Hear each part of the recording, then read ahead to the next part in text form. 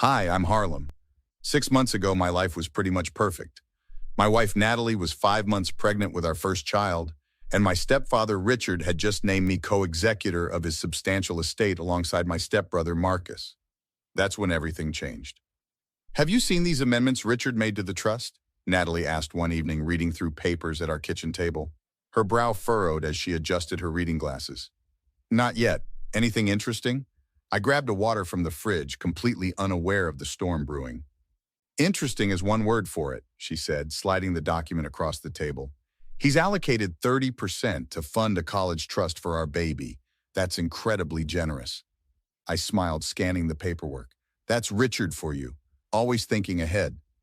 Marcus isn't going to be happy, Natalie cautioned, resting a hand on her growing belly. He's been counting on that money for his startup. Marcus will understand, I replied, shrugging. Family first, right? Besides, he's getting plenty. Natalie gave me that look, the one that said I was being naively optimistic. You always see the best in people, especially your family. Just be careful, okay? The next day, my stepsister Eliza called, her voice unusually tense.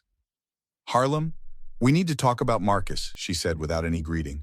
What about him? He was at Mom and Richard's place yesterday after the lawyer left. I've never seen him so angry. About the trust amendments? I asked, stomach sinking. He was ranting about you and Natalie, Eliza continued, her words coming faster. Saying you've manipulated Richard, that the baby isn't even born yet, and already taking his inheritance? I laughed uncomfortably. That's ridiculous. Richard made his own decisions.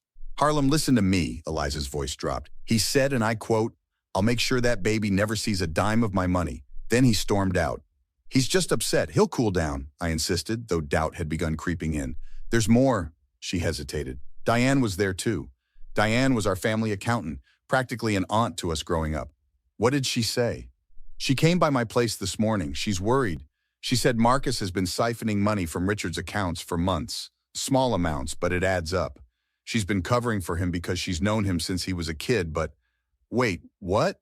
That's theft, I interrupted, anger flaring. I know, she's bringing documentation tomorrow, but Harlem, there's something else you need to know right now. The gravity in her voice made me sit down. Natalie stopped by Richard's house today to drop off some paperwork. My pulse quickened. And Marcus was there. They argued. Diane witnessed the whole thing. He tried to hit Natalie, Harlem. Richard stepped between them just in time.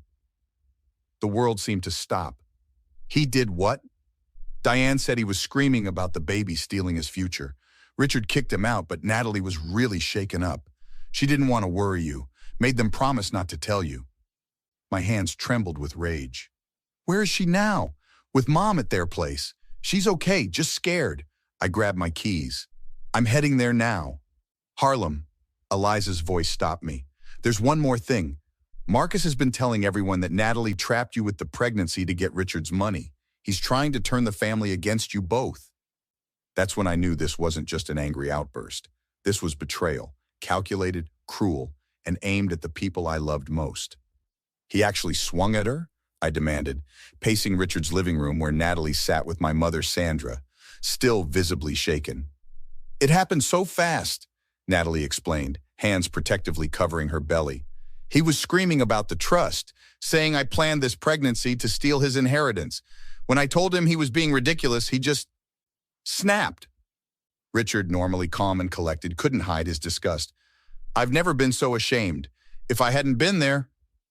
I can't believe he would do this, my mother said, twisting her wedding ring anxiously. Marcus has always had a temper, but this is beyond anything I could have imagined. Diane arrived carrying a thick folder. I should have come forward sooner, she said, placing it on the coffee table. I was trying to protect him, give him a chance to make it right. Show me everything, I said, sitting beside Natalie. For the next hour, Diane walked us through financial records, highlighting suspicious transfers and altered documents. Marcus had been systematically stealing from Richard for over a year. This is just what I could document, Diane explained. I suspect there's more. Why would he risk everything like this? I asked, bewildered by the extent of the deception. His business is failing, Richard said quietly. He borrowed heavily from some unsavory characters. I offered to help, but he refused, too proud. That doesn't excuse trying to hit Natalie. I slammed my hand on the table. Of course it doesn't. Mom interjected. But Caroline still believes him. Caroline was Marcus's wife, always quick to defend him. She called me this morning, Mom continued, claimed Natalie provoked him, that she's manipulating all of us with this pregnancy. That's absurd, Natalie exclaimed. I know, dear, Mom patted her hand. No one who matters believes it. The doorbell rang. Richard answered, returning with my cousin Blake, who worked as a detective. Sorry I'm late, Blake said, nodding to everyone. I came as soon as I got your message. Thanks for coming, I stood to shake his hand. Family first, Blake replied, then turned serious. So what's this about Marcus assaulting Natalie? Attempted assault, Richard clarified. I intervened. And there's evidence of embezzlement? Blake asked, eyeing the folder. Substantial evidence, Diane confirmed. Blake whistled low. This is serious, Harlem. What do you want to do? I want justice, I replied firmly, but I need to be smart about this. Marcus has allies in the family who might believe his version. We need more than just financial records, Blake suggested. We need witnesses, proof of his threats, maybe even... The door burst open and Caroline stormed in, eyes blazing. How dare you spread lies about my husband, she shouted at Natalie.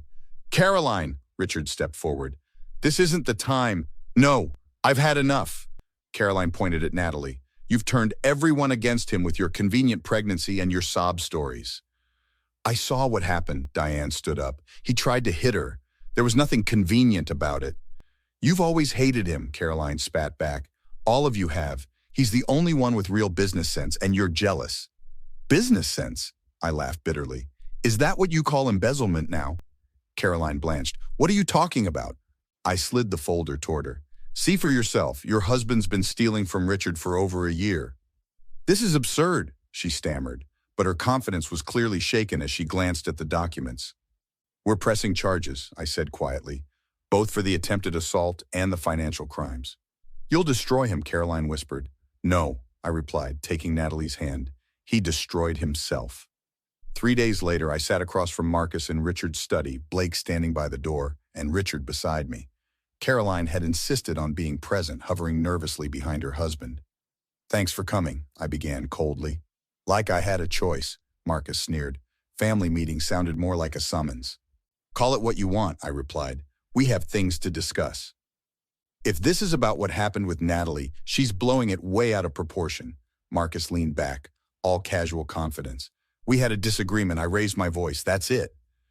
You tried to hit my pregnant wife, I said, voice dangerously quiet. Oh, please, I wasn't even close to hitting her, he scoffed. Richard overreacted. Richard's face darkened. I know what I saw, Marcus. And what about the money? I pushed the folder across the desk. Care to explain that? Marcus's eyes flicked nervously to the documents, then back to me. What's this supposed to be? Evidence, I replied. Bank transfers, altered statements, forged signatures, quite the paper trail. This is ridiculous, he laughed, but there was no humor in it. I'm the co-executor. I have every right to steal, Richard interrupted. Because that's what this is, Marcus, theft. Marcus's facade cracked slightly. I was borrowing against my inheritance. I was going to pay it back. By forging my signature, Richard asked. By hiding the transactions from everyone, including your wife? Caroline stepped forward. What is he talking about, Marcus? Nothing, Marcus snapped. They're trying to turn you against me too. Show her, I told Richard, who produced another set of documents. These are loans, Richard explained to Caroline. High interest, secured against your house and business. Did you know about these? Caroline's face drained of color. Our house, Marcus, you promised me. I had it under control, Marcus shouted, standing abruptly. Like you had your temper under control with Natalie? I challenged, rising to meet him. Your precious wife, he snarled, coming in here, changing everything. That baby is going to get money that should be mine. That baby is your niece or nephew, I replied evenly. Family. Family? He laughed bitterly. You're not even Richard's real son. You're just some charity case he took in when he married your mother. Richard stood up, trembling with anger. That's enough, Marcus. No, let him continue, I said calmly. Let's hear what he really thinks. You want to know what I think? Marcus's voice rose. I think you've manipulated everyone in this family. Poor orphan Harlem, so hardworking, so deserving. Meanwhile, I've built something real, something valuable. You've built a house of cards, I replied, and now it's falling down. What do you want from me? He demanded. Confession, apology, restitution, I listed. In that order. Or what? I nodded to Blake, who stepped forward. Or we take this to the police. All of it. Marcus's face contorted with rage. You'd do that? To your own brother? Stepbrother, I corrected coldly. And yes, in a heartbeat. I'm sorry, okay? He suddenly changed tactics, his voice softening. I got in over my head. The business was failing. I panicked. And with Natalie, I was just stressed. I would never actually hurt her. You know that, right? I stared at him unmoved. Not good enough. Please, Harlem, he implored. We're family. We can work this out. I'll pay back every cent. I'll apologize to Natalie, whatever you want. What I want, I said slowly, is for you to face consequences for once in your life. Marcus's pleading expression hardened. You self-righteous bastard. You think you're so perfect? No, I replied. I just think you're that flawed. Something snapped in Marcus. He lunged across the desk, grabbing my collar. You're ruining my life.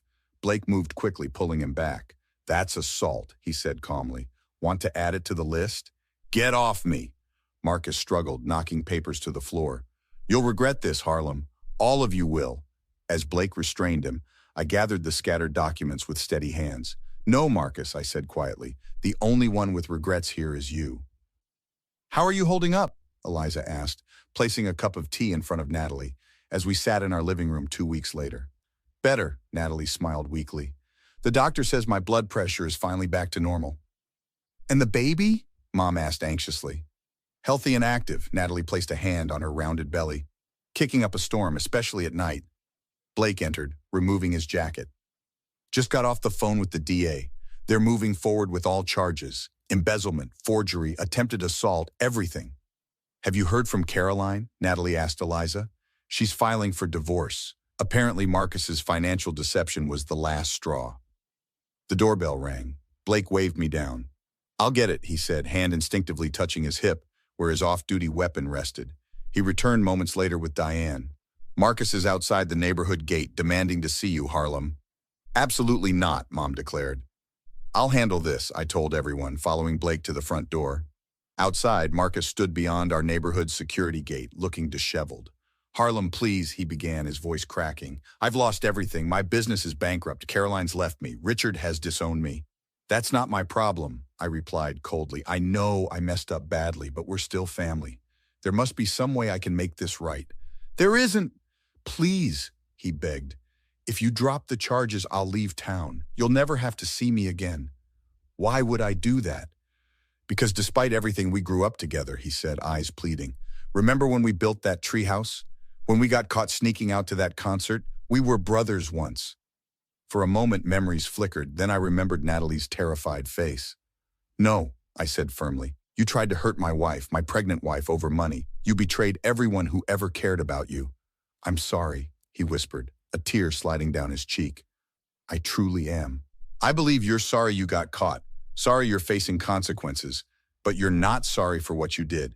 That's not fair. Neither was what you did to us, I replied evenly. Goodbye, Marcus. As I turned to leave, he called out desperately, What do I have to do to fix this? I paused, looking back. Face your punishment, get help, become someone better than you are now, but do it far away from my family. Back inside, Natalie was waiting anxiously. What happened? Nothing that changes anything, I replied, sitting beside her. He wanted forgiveness without earning it. Blake's phone rang.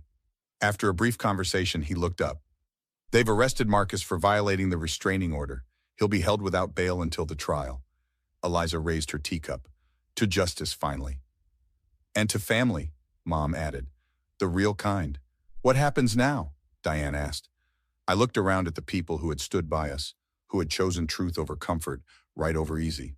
Now we move forward, I replied, feeling Natalie's hand squeeze mine. And we protect what matters. Have you ever had to cut someone toxic from your life even when they were family?